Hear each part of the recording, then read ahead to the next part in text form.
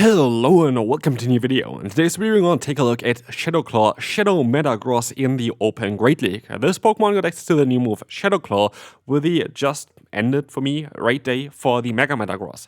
What you have to do is basically give this Pokemon an elite fast TM in order to get this move. This is a legacy move, you have no other chance of getting it. And today we're going to have an interesting team here as well, as they're going to pair it with the Dunsparce. The Dunsparce is going to be very good here to deal with a fire type Pokemon that you can have the weakness for, but also going to be a Pokemon that's going to be great against Ghost type with that.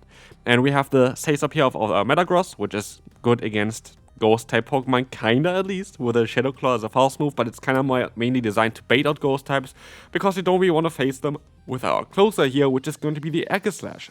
Aegislash, by the way, is supposed to be the best closer in the game currently, by PvPoke at least, by quite a bit. So I want to try this Pokemon out here as well today. Today, of course, is going to be more of a fun team here. I don't really expect a lot from from the Shadow Metagross here with Shadow Claw. The current one with Bullet Punch, which is also a very good fast move, by the way, on this Pokemon, is only ranked like 700 or something like this. So, like, I didn't really expect too much of it, but I still want to give it a try here, of course, for YouTube, for the content, so you can see if you want to invest a elite fast TM or not. But, yeah, basically what I try to do here is, well, just to set up the Aegislash for the end game. Aegislash as a closer seems to be really, really good. And with our lead as an anti-flyer and an anti-fire type Pokemon, and also an anti-ghost type Pokemon, we're kind of set to beat most of the current meta with our team. That's at least what I was hoping for in the first battle. We're actually going to be able to win, thanks to Metagross being able to get to the move quite fast. And didn't play every battle perfectly. Here, I'm not too sure my direct answer for Nihilab. In hindsight, I think my best play would have actually been able to stay in there, go for a Drill Run. If they shield, I go into my Aegislash. If they don't shield, I go into my Metagross and just farm them down. I think this would have been my better play to go for. But I kind of misplayed this a little bit. I'm not able to just farm them down there, but we did a lot of damage with a fast move there of Shadow Claw against them, which was kind of cool. Of course, they can boost themselves, and also our Psycho card damage is just literally not existent, so they actually get to another move here, which of course is not ideal. I should have no-shielded the first one and shielded the second one, but of course I didn't expect that this would happen like this, and they're going to have another fighter in the back, so I kind of getting walled there with that. But yeah, good game to the opponent. Interesting team. I like Magcargo. I think Magcargo is a great Pokemon to run. I think Incinerate is still better than Ember as well, as the opponent was using there. But let's move on here to the next opponent, where we're going to have the Scizor in the lead. That's going to be actually quite an awkward matchup for us as well, because the Scizor has good coverage with the charge moves against our backline. But let's hop on to the Goodra, and with that, we can go into the Aegislash. Aegislash is amazing at taking those hits. Awkward Tail is coming through, barely doing anything. And remember, my Aegislash is actually not an XL Aegislash. My Aegislash is just at level, I don't know, like level 39 or something like this. I have 15 attack, 13 HP, 13 defense. And with that, I think this Pokemon is just so much better if you have an XL version. Like, trust me, I think Aegislash is one of the strongest Pokemon currently in Pokemon Go PvP, and nobody's using it because it's just so difficult to get. Like, it is just so difficult to get. You need to get all the XL candy, you need to trade for one that has great stats, and yeah, trying to get this one is just a nightmare. It's honestly just a nightmare. I went ahead and went into the Frankfurt Regional, trading some of the Aegislash as well, trying to get a good one, because I think this Pokemon is absolutely underrated in the current meta. I still stand by that. I think it's a great closer. I think it's a great lead, because you're just going to be able to guarantee advantages, which is kind of insane for a Pokemon. Here, this is the only Pokemon that really would have allowed us, I guess, like Mudstep is also kind of bad for us here. For this team generally, to be fair, Mudsteppers are bad.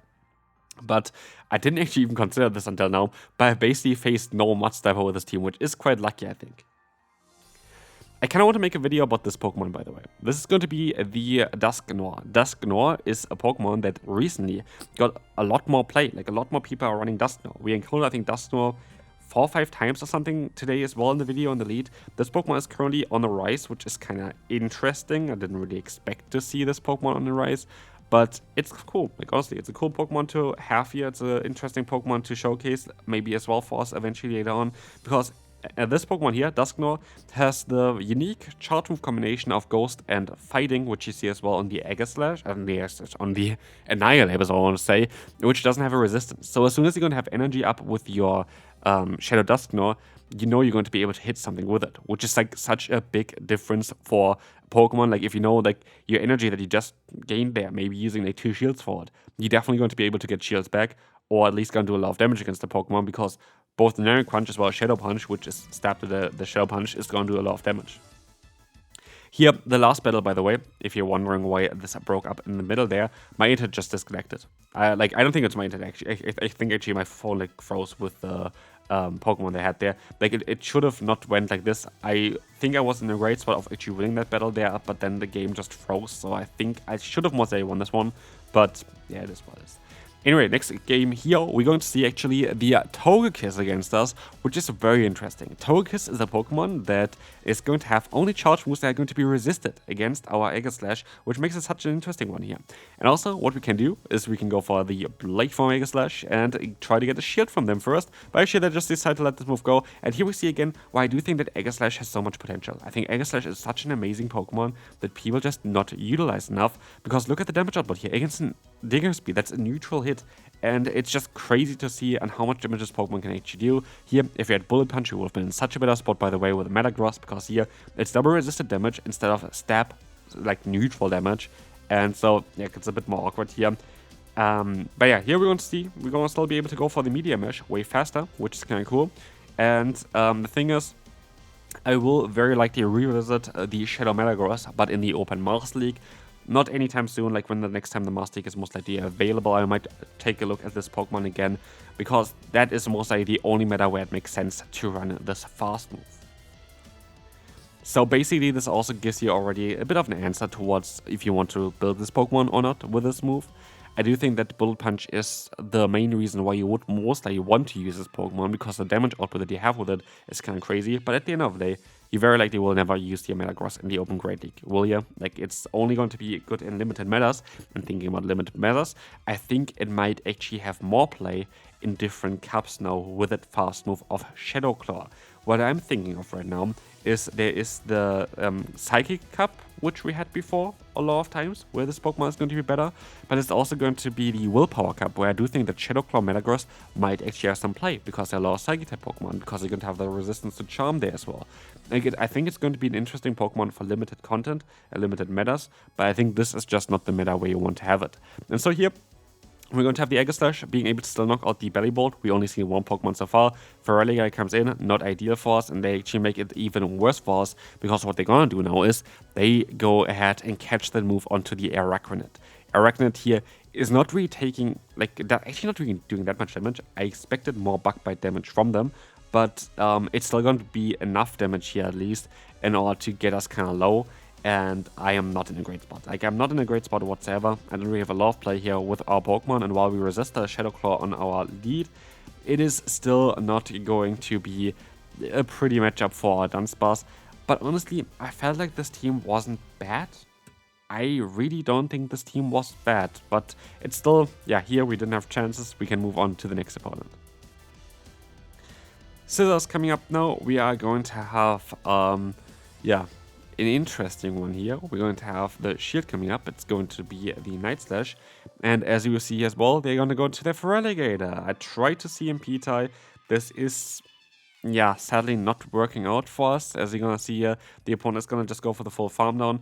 It's going to be interesting. This is going to be a shield coming up from us as well.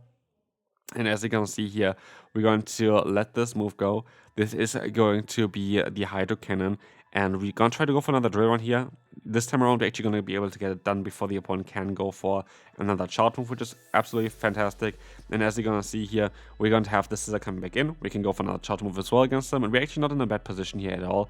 As we will see, we're going to have the Giratina now on the back. And honestly, that is not too bad, because what we can do is we can just go ahead and go into our Aegislash, which can resist all the charge move damage from the opponent. And we still even have our Dunsparce stored. The issue is, the fast moves are taking too much damage from us. And honestly, if I had an XL Aegislash, I'm fairly certain I would have been able to guarantee win this battle at this point already. Because I would have taken way less damage here, and I just needed the energy. I don't really need extra damage. What I needed to do is just go for a charge move, swap out into my Dunsparce, clear basically the form change with it, and then I would be fine. I could have just went for another charge move then as well, and even another, what's called the cheaper move there, the Gyro Ball, but it just did not really work out for us here, because we don't have the XL version yet, and it will most likely take still quite a time until I get this. But yeah, I wish that maybe Aegislash eventually is going to be one of the Pokemon that's going to be spawning in an event or something in the wild, because I really would like to get those XL candies for this Pokemon, but I think it's going to be still a while until we get that. I know that we are going to have, of course, the next Go Tour coming up, which is going to be for the region where Aegislash first was introduced, and so I do think that we're going to have very likely soon the option to get some more candies for this Pokemon, because I do think it's going to be a Pokemon that's worth getting. But anyway, we're going to see here again the Dusknoir, a Pokemon that I do think is very interesting to see, because again, it's a Pokemon that we had already quite often here at this point, and we're sadly going to get outsped by the opponent, which is not ideal whatsoever. And as you see, we're going to be able to at least go for the double drill run, most likely. But yeah, as you're going to see, this is going to be the Dedenne in the back. And honestly, I do think we're going to be in an alright spot here, because we're still going to have our last Pokemon here. And they think, oh, I can just boost myself up, I'm going to win this battle with that. But honestly, I don't think they will, because we have Aegislash. And Aegislash is so great in positions like this. That's why it's the best closer in the current metagame, because it can take all those hits. You have a great typing here, actually, with not that many weaknesses. And you're going to be able to, here, for example, resist the play rough, so they're forced to go for the parabolic charge. And take a look at how little this did. And this is not an XL version. XL version compared to this one is actually quite a significant difference, though. And so, yeah, we would be even able to take most likely even another full parabolic charge if we would have the XL Aegislash, because the little bit of attack that we have as an IV investment actually makes a ginormous difference. So, next opponent, we're going to have the Dedenne in the lead. Of course, we want to play this out, as we have the ground type coverage in the lead here as well with a drill run. I try to go straight for it, the opponent goes straight for the air move as well, which is a little bit awkward, because now the next move they're going to outspeed us still as well towards it. But yeah, it is what it is. Here, by the way, with our specific Aegislash, we are going to be level 38.5 and have an overall stat product of 2556. And if you have a perfect AV version, you're going to have actually 12 or more defense and 8 more HP, which is actually a big difference. Like, it's really a big difference. It's not even the best one. It's even more. You're going to have 16 more defense and 11 more HP if you have the best Aegislash, and the difference is just ginormous. Like, it's literally changes the entire matchups for a lot of those games there. Yeah, I do think that Aegislash is very, very cool. I think it's a Pokemon that is very much underutilized in the GO Battle League currently. It's not allowed in the Show 6 Pick 3 format because, I don't know, like, honestly, there's no reason for it. Mostly because it was bugged in the beginning, but honestly, it should be available again for this format, because I think it's actually really good. I think in the right hands, this Pokemon is absolutely fantastic, and I wouldn't be surprised whenever this Pokemon gets allowed, it's most likely going to win a regional eventually. And I know this sounds like a really crazy take, because most people think this Pokemon is garbage, but honestly, I do think that this Pokemon has so much potential in the right hands, in the right scenario, in the right meta, that I do think it's a Pokemon that's worth investing. You have to trade for it, so better try to do it. Here, look at the damage here. This is just a Shadow Ball against Dugong. Dugong, bulky Pokemon. Shadow Ball is great, but look, it did like 70+% on a neutral hit, and that's kind of ridiculous. Also, for example, here in the one-shoot scenario based on PA Poke, we lose 5 more matchups with this IV spread that we have compared to the rank 1, which is quite ridiculous as well. Again, like, it's just showcases how much better the rank 1 is for it, and so, yeah, it is just worth it to get this Pokemon with good IVs. But yeah, again, Metagross. This is the Pokemon of the video. I mainly talked about Aegislash because it's more exciting in my opinion, especially, like, by the way, if you didn't know, Aegislash in the Zero Shield scenario wins 32 matchups and loses 11 in the current Great League meta. People think it's bad, so I have no idea how they think about it. This is, by the way, the idea behind the team as well. We can't try to get shields down early. But yeah, the Metagross says up here, it's a meme. It's a meme for the Open Great League. Absolutely, it's a meme. It's not going to be something that you want to run. Absolutely not. It's not a good Pokemon. Absolutely. But the thing is, I do think this Pokemon still has some potential, just not in the Open Great League, but in limited metas. I think in limited metas, the Shadow Metagross with Shadow Claw is going to be absolutely fantastic. I think it's going to be great in the Willpower Cup. I think it's going to be great, especially in the Psychic Cup whenever this comes back. But of course, there are also other alternatives. You have Fury Cutter still on the pre-evolution, which is kind of cool. But generally, I think Shadow Claw is a cool move added onto the Pokemon. It's maybe even more geared towards Dynamax, because now you have like Ghost type damage with it. I don't know, could be. But I think it's funny to see that.